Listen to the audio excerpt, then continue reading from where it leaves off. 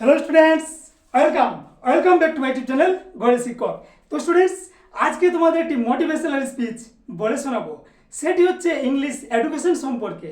তো স্টুডেন্টস, আজকের যে মোটিভেশনাল স্পিচ সেটি সেই সকল স্টুডেন্টসদের জন্য যারা ইংরেজিতে দুর্বল বা পিছিয়ে পড়ে আছে, যারা ইংরেজির যে কোনো কিছু টেক্সট বইয়ের পড়া থেকে শুরু করে গ্রামারের বিভিন্ন পার্টস থেকে শুরু করে রাইটিং স্কিল বিভিন্ন রকম যারা বুঝেও বুঝতে পারেনি, শিখেও শিখতে পারেনি, যাদের ইংরেজিতে ভয় লাগে, কিছু করতে অক্ষম হয়ে পড়ে, ঠিক তাদের জন্যে আজকের এই মোটিভেশনাল স্পিচ।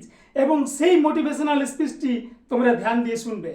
আচ্ছা স্টুডেন্টস, বলো তো, এই পৃথিবীতে বিভিন্ন ধরনের জীব রয়েছে।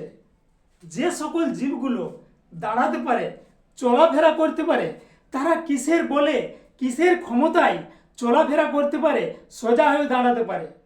বলো তো। কারণ তাদের মেরুদণ্ড আছে বলেই তারা সেগুলো করতে পারে। ঠিক তেমনি ইংলিশ এডুকেশনে ইংরেজি শিক্ষার মেরুদণ্ড আছে। সেই মেরুদণ্ড কি? সেই মেরুদণ্ড হচ্ছে টেন্স। উইদাউট লার্নিং টেন্স, আমি অনেকবার বলেছি students, without learning tense no one can be expert in English. Tense শেখা ছাড়া কেউ ইংরেজিতে এক্সপার্ট হতে পারে না।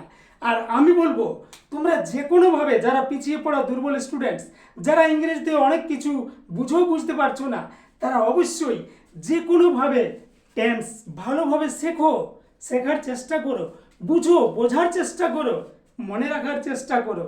না হলে ইংরেজিতে কিচ্ছু করতে পারবে না। তাহলে ইংরেজি শিক্ষার মেরুদণ্ড হচ্ছে টেন্স। অবশ্যই টেন্স তোমাদের শিখতে হবে। যে কোনোভাবে তোমরা ইংরেজিতে টেন্স শেখো। টেন্স না শিখলে কিছু করতে পারবে না। আর সেজন্যই তোমাদের দুর্বলতা দেখা দিচ্ছে, বিভিন্ন রকম জিনিসগুলো শেখালেও শিখতে পারছো না। ওকে স্টুডেন্টস, অবশ্যই তোমরা যে কোনোভাবে টেন্স শেখো। আর টেন্স শেখার জন্য এর যে পূর্বের অবস্থা, এর যে আগের জিনিসগুলো শেখা প্রয়োজন, সেগুলো অবশ্যই শিখতে হবে।